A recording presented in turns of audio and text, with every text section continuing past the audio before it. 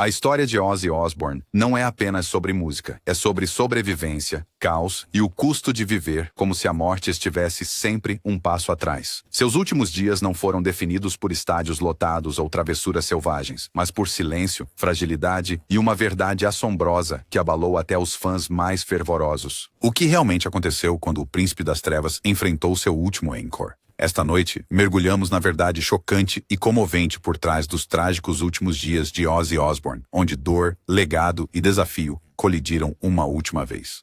Parte 1. A queda que mudou tudo. Em 2019, o que parecia ser um simples acidente tornou-se o cruel ato de abertura do capítulo final de Ozzy. Dentro de sua casa, em Buckinghamshire, ele tropeçou, caiu e soube instantaneamente que algo estava errado. A queda deslocou hastes de metal que haviam sido fundidas em sua coluna anos antes, após seu quase fatal acidente de quadriciclo em 2003. Mas desta vez não havia retorno ao palco à espera.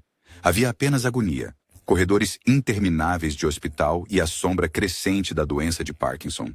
Mais tarde, ele sussurrou a um entrevistador. Foi uma dor além de qualquer coisa que eu já senti.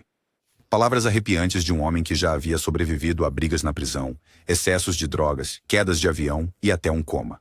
Mas isso não era apenas mais um ferimento. Foi o começo de um lento desmoronamento. Os médicos confirmaram o pior, Parkinson. Uma doença que não se anuncia com trovões, mas que corrói em silêncio. Os tremores começaram, seu equilíbrio vacilou. Sua voz, antes a arma do heavy metal, tornou-se frágil. Seu corpo o traiu de maneiras que nenhuma plateia podia ver sob as luzes do palco. Para Ozzy, não era simplesmente um diagnóstico. Era um roubo de identidade. O homem que antes saltava pelos palcos agora precisava de bengalas, corrimãos e cuidados constantes. Para alguém que viveu sua vida gritando contra o vazio, esse silêncio forçado era mais brutal do que qualquer ferida. Mas se a doença expôs sua fraqueza, também revelou sua resistência. Ele se recusou a desaparecer silenciosamente.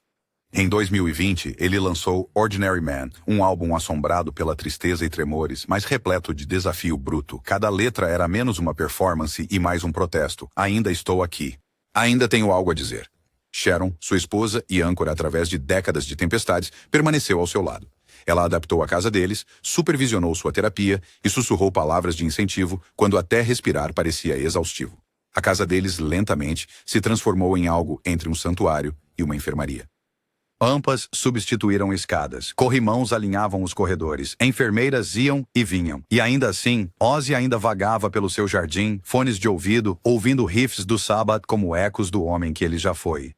Para o mundo, ele estava desaparecendo. Para Sharon, ele ainda estava lutando. Todas as manhãs, não importava quão frágil, ele murmurava as mesmas palavras. Ainda não terminei. Era essa teimosia desafiadora, a mesma força que uma vez o fez sobreviver a brigas de bar e overdoses, que o mantinha vivo por mais um pouco. Mas a verdade era inegável. A queda havia despedaçado não apenas seu corpo, mas a ilusão da mortalidade. O Príncipe das Trevas estava agora travando uma batalha com o próprio tempo. Parte 2. O homem por trás do mito. Para entender a tragédia dos últimos dias de Ozzy, é preciso voltar ao menino que nunca pensou que viveria o suficiente para envelhecer. John Michael Osbourne nasceu em Aston, Birmingham, em 1948, em uma pobreza tão crua que moldou sua alma. 6 crianças espremidas em uma casa onde o silêncio era sobrevivência e a ternura era rara. A dislexia o deixou lutando para ler e escrever. Os professores o rotularam de estúpido. Colegas de classe transformaram sua dificuldade de aprendizagem em uma arma, punhos e palavras, o derrubando diariamente. Quando ele tinha 14 anos, aquele silêncio quase o engoliu. Sozinho em um pequeno quarto, ele amarrou uma corda do varal de sua mãe e tentou se enforcar. Seu pai o encontrou, cortou a corda e depois o espancou, acreditando que a fraqueza merecia punição. Ozzy mais tarde admitiu. A dor não te trazia simpatia, trazia punição. A partir de então, ele usou o silêncio como armadura, mas até mesmo armaduras racham. Aos 17 anos, ele estava faminto, desempregado e desesperado o suficiente para roubar uma loja de roupas. Ele acabou na prisão e foi lá dentro de Winston Green que o destino sussurrou em vez de punir. Um dia, She Loves You, dos Beatles, tocou em um rádio de prisão. Para Ozzy, foi uma revelação. Aquele momento me mudou. Eu não sabia tocar nada, mas sabia que precisava estar no palco. Eu precisava gritar mais alto que a dor dentro de mim. Aquele grito se tornou sua salvação. Quando ele se juntou a Tony Penmury Matters, Iommi, Geezer Butler e Bill Ward. Eles não estavam tentando ser famosos. Eles estavam tentando sobreviver. Eles se chamaram de Black Sabbath e juntos esculpiram a tristeza em guitarras, o desespero em distorção. A voz de Ozzy não era treinada, mas era verdadeira, crua, imperfeita e encharcada nas feridas de sua juventude. Essa autenticidade construiu o heavy metal. E foi por isso que, décadas depois, seu declínio atingiu os fãs tão profundamente. Ver o homem que uma vez aterrorizou o establishment tremer contra o Parkinson era assistir a um grito se silenciar. Seus últimos dias não eram apenas sobre a doença, eram sobre os ecos daquele garoto quebrado que sempre se sentiu invisível. A tragédia não era simplesmente que Ozzy estava morrendo, era que ele finalmente tinha esgotado as maneiras de gritar contra o silêncio. Parte 3. Amor e legado. Se a música de Ozzy Osbourne era seu grito, Sharon era sua tábua de salvação. O casamento deles nunca foi um conto de fadas. Foi uma guerra marcada por vícios, traições e momentos tão sombrios que quase destruíram tudo. O vínculo entre eles foi forjado não na facilidade, mas no fogo. E ainda assim, através de cada colapso, cada recaída, cada noite brutal, quando o caos ameaçava engoli-lo por completo, Sharon se recusava a deixá-lo desaparecer. Ela uma vez ficou ao lado dele na reabilitação, exausta, mas inflexível, e sussurrou: "Eu sei que você ainda está aí." Era menos um pedido e mais uma ordem, uma declaração de que ela não o entregaria ao vazio que ele parecia determinado a abraçar. Nos últimos anos de sua vida, esse vínculo havia se transformado em algo inquebrável. Sharon não era mais apenas sua esposa, ela era sua cuidadora, sua defensora e sua guardiã contra um mundo que nunca parou de exigir pedaços dele. Ela ajustou a casa deles com precisão silenciosa, instalando rampas onde antes havia escadas, alinhando os corredores com corrimãos, garantindo que cada canto da casa sussurrasse segurança em vez de perigo. Ela gerenciou seu patrimônio com a astúcia de um general, protegendo não apenas sua fortuna, mas os frágeis resquícios de sua saúde. E, acima de tudo, ela o protegeu dos abutres da fama, permitindo que Ozzy vivesse seus últimos dias como um homem, não como um espetáculo. Seus filhos carregavam fragmentos de seu legado, cada um à sua maneira. Amy, a mais velha com Sharon, escolheu o caminho da rebeldia silenciosa. Rejeitando o brilho da televisão de realidade, ela construiu sua própria música em seus próprios termos, prova de que o silêncio pode ser tão poderoso quanto um grito. Kelly espelhou a resiliência do pai, franca, irreverente e destemida. Sua carreira um testemunho tanto de desafio quanto de sobrevivência. Jack, antes descartado como o filho desajeitado de um deus do rock na TV de realidade, tornou-se o companheiro constante de seu pai. Ele estava frequentemente ao lado de Ozzy durante as visitas ao hospital, garantindo silenciosamente que a dignidade de seu pai nunca fosse retirada. Mesmo Jessica e Louis, seus filhos do primeiro casamento com Thelma, embora menos em evidência, permaneceram conectados. Eles podem não ter buscado os holofotes, mas faziam parte da constelação que cercava Ozzy em seus últimos anos, lembrando que seu legado não foi apenas forjado na música, mas também no sangue e na linhagem. A decadência de Ozzy forçou sua família a assumir papéis que nunca pediram, mas aceitaram sem hesitação. Eles não eram mais apenas seus filhos ou seu cônjuge. Tornaram-se guardiões de um mito, protetores de um homem cujo corpo estava falhando, mas cujo espírito ainda exigia ser honrado. Seus anos finais não foram medidos em discos de platina, arenas lotadas ou manchetes estrondosas. Eles foram medidos por quem apareceu quando as luzes finalmente se apagaram. E quando o mundo lamentou Ozzy Osbourne como o príncipe das trevas, sua família lembrou-se de algo mais íntimo. Um pai, um marido, um homem imperfeito, cujo legado vivia não apenas em riffs e discos, mas no amor que o cercava no final. Parte 4, a apresentação final. Em 5 de julho de 2025, Birmingham parou. O que aconteceu naquela noite foi menos um concerto e mais uma oração coletiva, um Requiem disfarçado de performance. Mais de 40 mil fãs lotaram a arena, suas vozes silenciadas, seus olhos fixos no palco. Milhões mais assistiram através de telas brilhantes ao redor do mundo, esperando pelo homem que uma vez aterrorizou o establishment, eletrizou a juventude e gritou mais alto que a própria dor. E então, lentamente, ele apareceu. Ozzy Osbourne, não mais a figura indomada saltando pelos palcos, mas um homem mais velho apoiando-se pesadamente em uma bengala. O braço de Sharon o estabilizando a cada passo cuidadoso. A multidão não rugiu. Em vez disso, um silêncio reverente caiu, denso e pesado, como se o público entendesse coletivamente a sacralidade do momento. Eles não estavam lá para o espetáculo. Eles estavam lá para testemunhar o encerramento de um Uma vida vivida mais alto que o trovão. Sua voz falhou ao saudá-los. Suas mãos tremiam no pedestal do microfone. Mas quando as primeiras notas soaram, o tempo pareceu se dobrar. Os tremores, a fragilidade, os anos de doença e dor não desapareceram, mas se tornaram parte da performance. Cada letra carregava o peso da sobrevivência. Cada fôlego era desafio.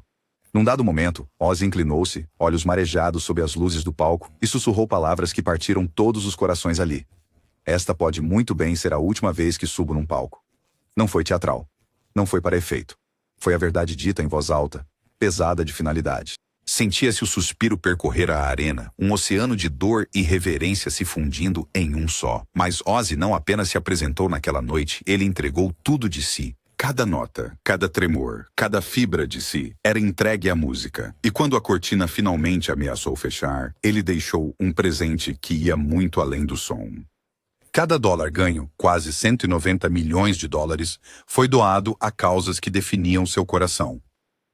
Pesquisa para Parkinson, a doença que lhe roubara a força. O Hospital Infantil de Birmingham, um lugar de cura na cidade onde sua história começou. E abrigos de resgate de animais para as criaturas leais que ele sempre amou. Esta não era uma turnê de despedida. Este era um voto final. Os fãs choravam abertamente porque sabiam que não estavam a ver apenas mais um concerto. Viam um homem que se recusava a deixar a fragilidade apagar a sua rebeldia. Viam um artista que construíra um gênero da dor e agora encerrava a sua carreira, não no caos, mas com graça. As luzes do palco escureceram. As notas finais pairaram no ar como fantasmas. E então, silenciosamente, a cortina caiu, não despencando, mas flutuando suavemente como o crepúsculo após uma tempestade. Foi o último grito de um homem que passou a vida gritando contra o silêncio. E naquele momento, Birmingham não apenas honrou uma lenda, mas testemunhou a suave descida do trovão. Parte 5. Os últimos dias. Depois que as luzes do palco se apagaram e o rugido da multidão virou lembrança, Ozzy Osbourne recolheu-se a um mundo mais calmo. Sua casa em Buckinghamshire, outrora cheia de caos e risos, tornou-se menor, mais frágil, até parecer menos uma mansão e mais como um santuário. Os dias já não giravam em torno de ensaios, turnês ou entrevistas, mas sim em torno do ritmo da sobrevivência, sessões de terapia, medicações cuidadosamente medidas e do ciclo interminável de fadiga que o Parkinson lhe impunha. No entanto, mesmo em declínio, havia momentos de graça. Em dias bons, Ozzy sentava-se no jardim, netos enroscados aos seus pés, contando-lhes histórias de morcegos, loucura e os dias selvagens que um dia o definiram.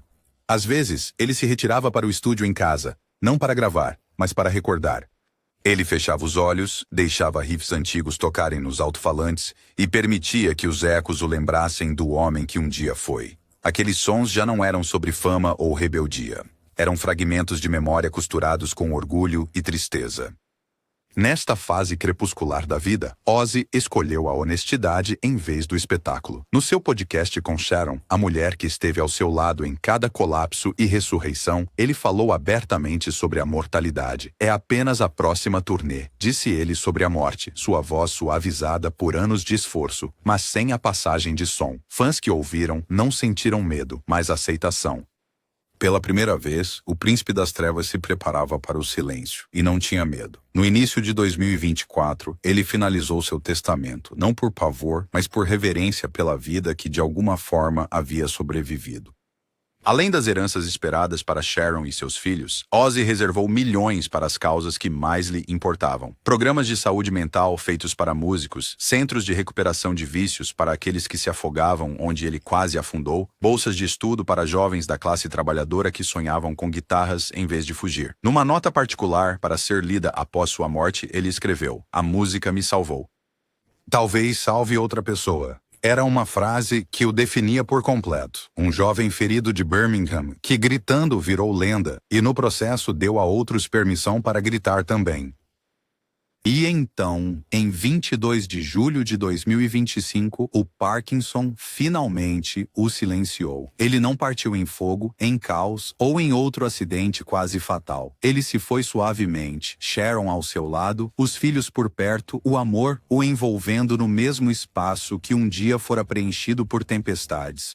Para um homem que tinha vivido gritando, mordendo, sangrando e arranhando através do caos da vida, sua morte foi quase mais gentil. O príncipe das trevas fechou os olhos não para a pirotecnia ou aplausos, mas para o suave murmúrio das vozes da família e o peso de um legado que o superaria. E naquele silêncio, o mundo percebeu que o maior ato de Ozzy Osbourne não foi a sobrevivência, nem o espetáculo, mas a simples e desafiadora verdade de que lendas nunca realmente morrem. Os últimos dias de Ozzy Osbourne não foram um desvanecer lento, mas uma revelação de que a própria sobrevivência pode ser uma forma de arte. De um garoto quebrado em Birmingham ao príncipe das trevas, sua vida foi a prova de que a dor pode ser transformada em poesia e o caos em legado.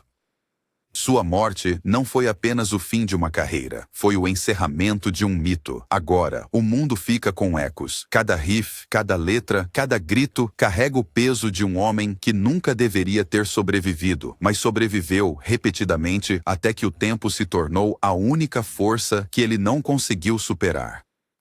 Mas talvez essa seja a verdade final. Lendas não desaparecem quando as luzes se apagam. Elas vivem no silêncio que se segue. Se a história de Ozzy te emocionou, compartilhe uma memória abaixo. Curta este vídeo, inscreva-se para mais histórias de lendas. E deixe o eco de seu grito nos lembrar que mesmo as almas mais quebradas podem deixar o mundo mais brilhante do que o encontraram.